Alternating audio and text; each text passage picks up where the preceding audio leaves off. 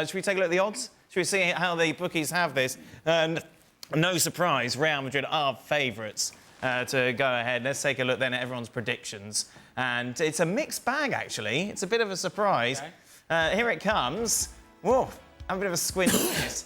Right, so anyone who's ever been on the show or watched the show has given a prediction, basically. There are Klinsmann, Garcia, Nadum, Archie have all gone for a Dortmund victory. Jan and Kieran have both gone for Dortmund win on penalties. Elsewhere, looking at it, Robbo's gone for 2-0 Real Madrid, Ali's gone for 2-0, Stevie Minoir's gone for 2-1, Sid's gone for 3-1, I've gone for 3-0. What sort of game are you expecting overall, Robbo?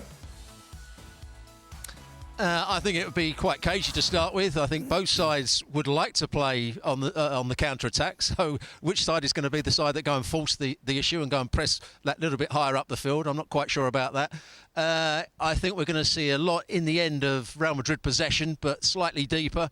We're obviously going to see a lot of good movement. Valverde making runs infield and Carvajal breaking down that right-hand side when Toni Kroos keeps switching the play to him. They'll get crosses into the box. But I'm looking forward to seeing the way that Vinny Jr. and Rodrigo play as a front two with Bellingham coming in behind them. They're going to dominate the play, I think.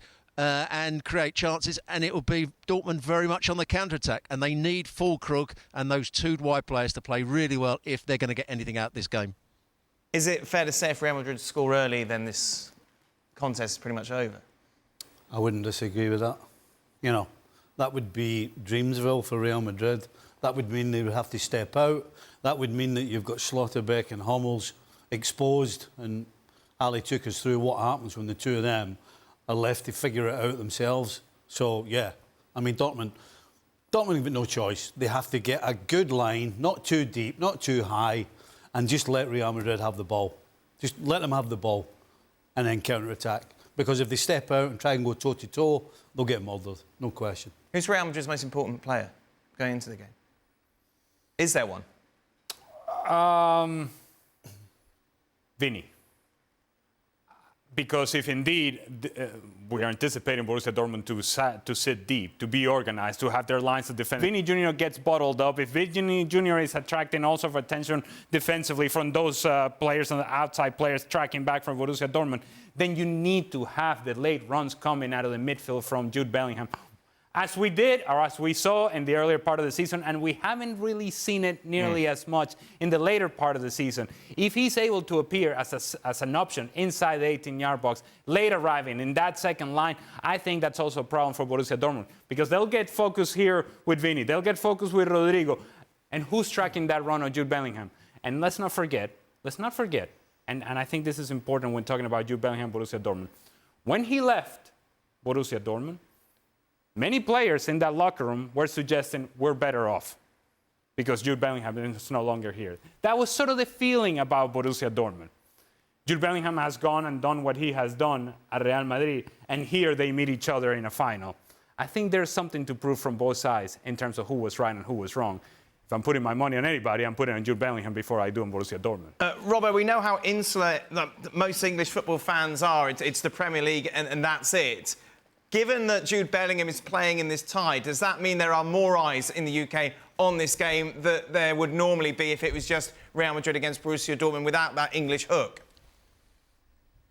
Yeah, you're absolutely right, because at the moment, Jude Bellingham is the talk of English football, or where he came from and what he was about.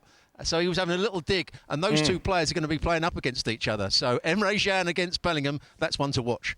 Hey, what have you done with your signed shirt that they gave us after that interview, Robbo?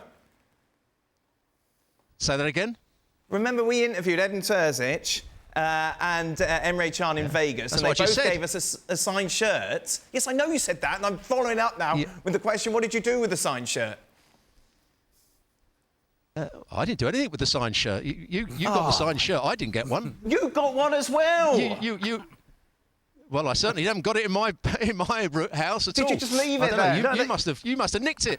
I didn't. You must have nicked it. Why would I want a two Stewart shirt? See, typical you. You were you were a stargazer, and you were so sycophantic when they were there. It was embarrassing. Fanboy, eh? Oh, complete and utter. Emre Can and me, like that.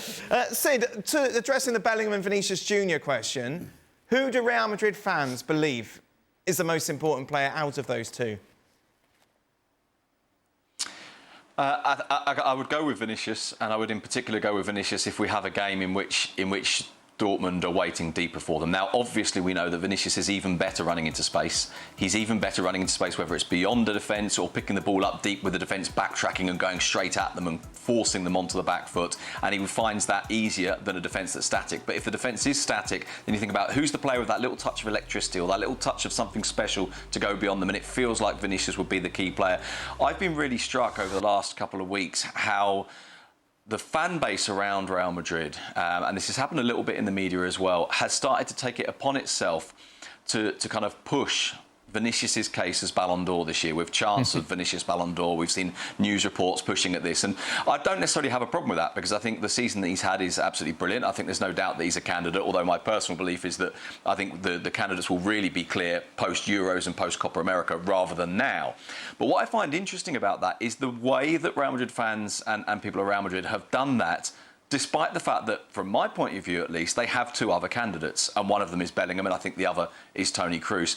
And it strikes me as, I don't know if surprising is the right word, but or maybe even jarring is the word, that they've chosen one candidate having three, and what that says, if you like, about... Because as soon as you choose one, you're sort of implicitly ignoring the other two, and I think the other two have been absolutely brilliant this season as well.